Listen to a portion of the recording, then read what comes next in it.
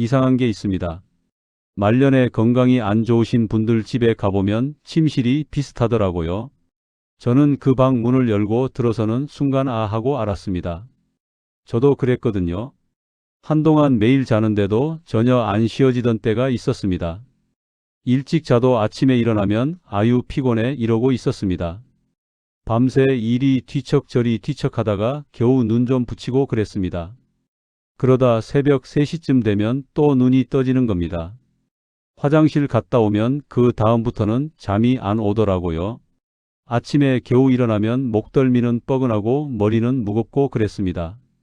침대에서 일어나는 것도 한참 끙끙대야 했습니다. 낮에는 또 졸음이 쏟아졌습니다.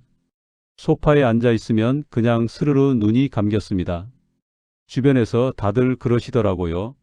나이 먹으면 원래 그런 거라고 말입니다. 저도 그런가 보다 했습니다. 근데 아니더라고요. 어느 날 제가 알게 됐습니다. 아, 이게 나이 문제가 아니라 침대 놓은 방향 문제구나 하고 말입니다. 오늘 제가 여러분한테 다 보여드릴게요. 지금 누워 계시는 그 방향이 여러분을 살리고 있는 건지 아니면 조용히 망가뜨리고 있는 건지 말입니다. 중간에 끄시면 안 됩니다. 왜 이렇게 된 건지, 어디가 잘못된 건지, 어떻게 바꿔야 하는 건지 끝까지 들으셔야 하십니다. 안녕하십니까? 저는 오래전부터 시니어분들 삶이랑 집을 쭉 지켜봐왔던 의학 박사입니다. 운 이런 거 얘기하지 않습니다. 그냥 집이 말년을 어떻게 바꾸는지만 말씀드립니다. 여러분 언제부턴가 이런 생각하셨죠? 아, 옛날엔 잠만 자면 다 나았는데 요즘은 자도 피곤하다 이거 말입니다. 저도 그랬어요. 밤 10시에 누워서 새벽 6시에 일어나면 8시간 잔 건데 전혀 그런 느낌이 안 들더라고요. 아침에 눈 뜨면 아이고 이게 뭐야 이러고 있었습니다. 몸은 천근만근 무겁고 정신은 흐릿하고 일어나기가 싫은 겁니다. 세수하고 거울 보면 얼굴이 푸석푸석하고 눈밑이 까매져 있었습니다. 커피 한 잔 마셔도 정신이 안 들더라고요. 그냥 온종일 몽롱한 상태로 있었습니다. 그러다 보니까 이제는 자러 가는 게 불안해지기 시작했습니다. 오늘도 또 뒤척이겠지 하는 생각이 먼저 들었어요. 누우면 뭔가 몸이 안 편한 겁니다. 베개를 바꿔봤어요. 아, 이게 베개가 안 맞나 싶어서요. 매트리스도 새로 샀습니다. 광고 보니까 이거 좋다 해서 한번 바꿔봤습니다. 근데 똑같더라고요. 등도 아프고 허리도 결리고 다리는 저리고 손발은 차갑고 그랬습니다.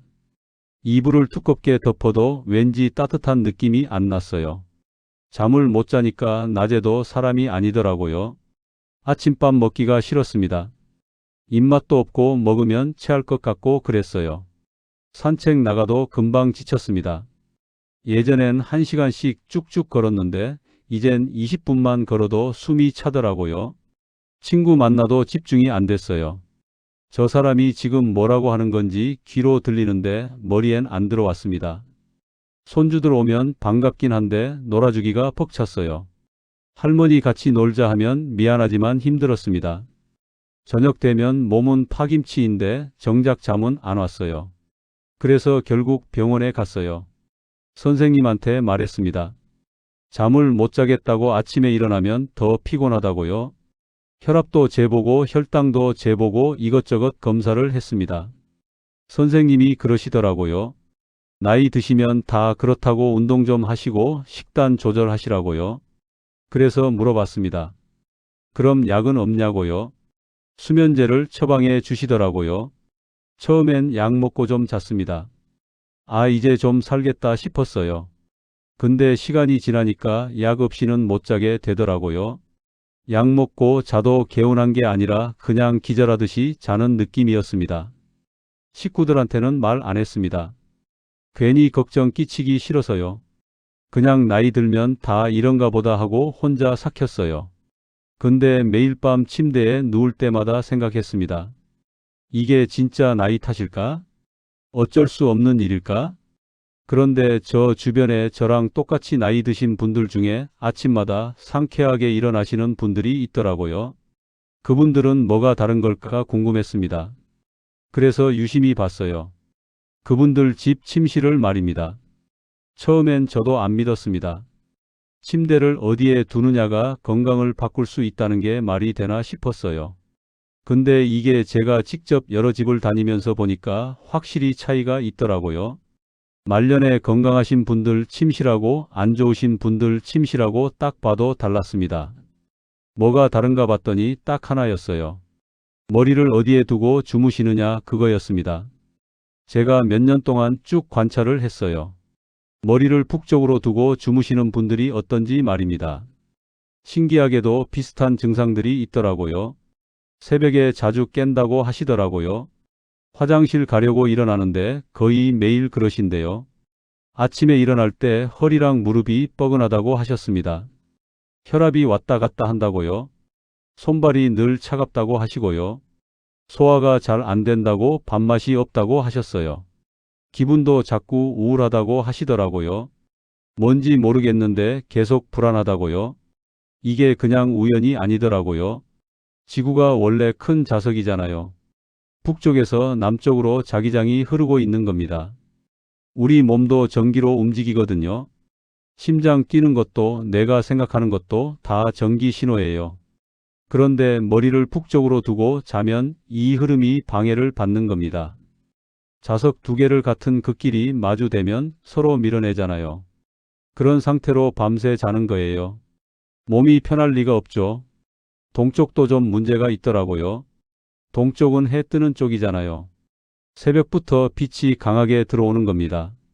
젊을 땐 괜찮은데 나이 드시면 이 기운이 너무 센 거예요. 몸이 새벽부터 깨는 겁니다. 깊은 잠을 못 자게 되는 거죠. 렘수면이라고 하죠. 그게 제대로 안 되는 겁니다. 그러니까 뇌가 충분히 쉬질 못해요. 그래서 기억력이 떨어지고 집중력도 약해지고 그런 겁니다. 작은 일에도 짜증이 나고 화가 자주 나시는 분들 있잖아요. 그런 경우가 많더라고요. 제가 본 것 중에 제일 안 좋은 경우가 있었어요. 서쪽 창문 바로 밑에 침대를 두신 분이었습니다. 오후 내내 서쪽 햇빛이 쨍쨍 들어오잖아요. 그 열기가 그 자리에 쭉 쌓이는 겁니다. 저녁 되어도 그 열기가 안 빠져요. 밤에 자려고 누우면 방 안 온도가 들쭉날쭉한 겁니다. 머리 쪽은 뜨끈뜨끈하고 발 쪽은 시원하고 그래요. 체온 조절이 제대로 안 되는 거죠. 그러니까 땀을 흘리거나 춥다고 느끼면서 자게 되는 겁니다. 면역력이 떨어져요. 감기도 자주 걸리시고 그러십니다. 지금 이 방향으로 계속 주무시면 어떻게 될까요? 처음에는 그냥 좀 피곤한 정도예요. 근데 1년 지나면 만성 피로가 됩니다. 2년 지나면 혈압이랑 혈당에 빨간불이 켜져요. 3년 지나면 관절이랑 근육에 문제가 생깁니다. 5년 지나면 약을 여러 개 드시게 돼요.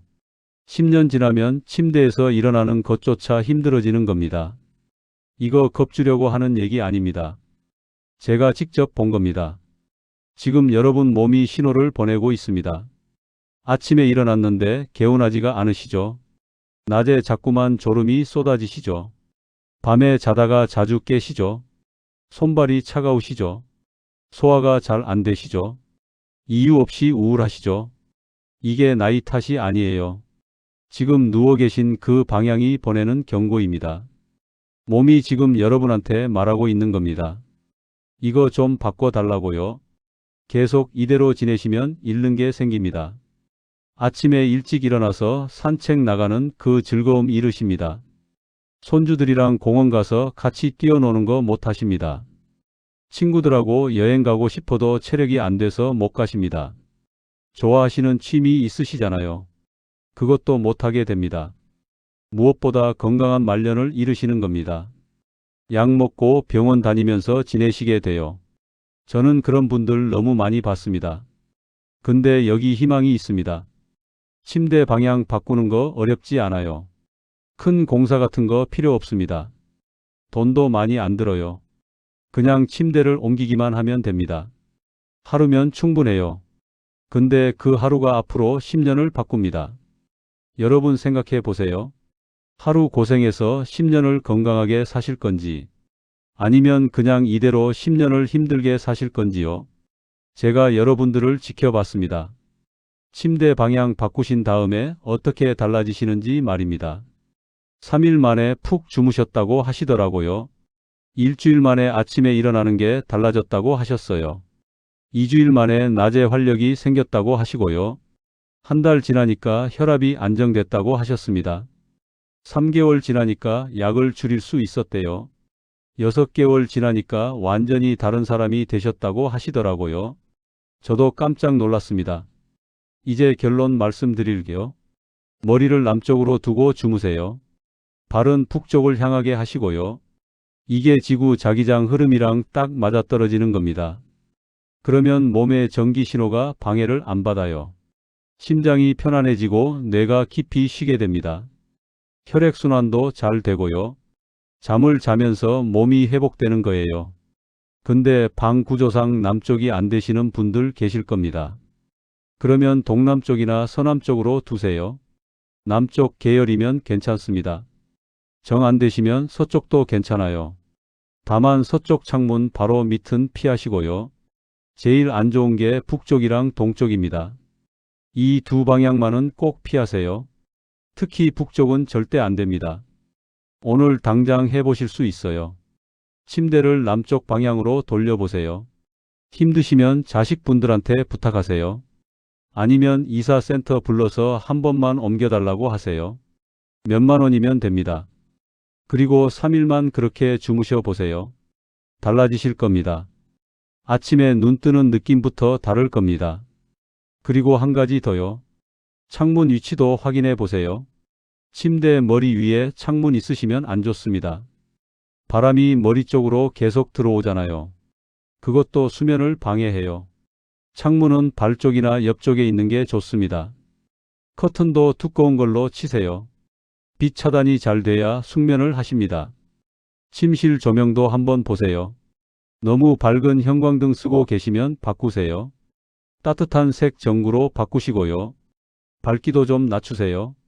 잠들기 1시간 전부터는 조명을 어둡게 하시는 게 좋습니다. 그래야 멜라토닌이라고 수면 호르몬이 나옵니다. 핸드폰도 잠들기 전에는 보지 마세요. 블루라이트가 잠을 방해합니다. 오늘 제가 말씀드린 거 어렵지 않으시죠? 침대 방향만 바꾸시면 됩니다. 오늘 당장 해보세요. 3일만 바꿔서 주무셔 보세요. 분명히 달라지실 겁니다. 여러분의 건강한 말년을 위해서입니다. 오늘 영상이 도움이 되셨다면 좋아요 한번 눌러주시고요. 구독도 해주시면 감사하겠습니다. 다음 영상에서 또 뵙겠습니다. 건강하십시오.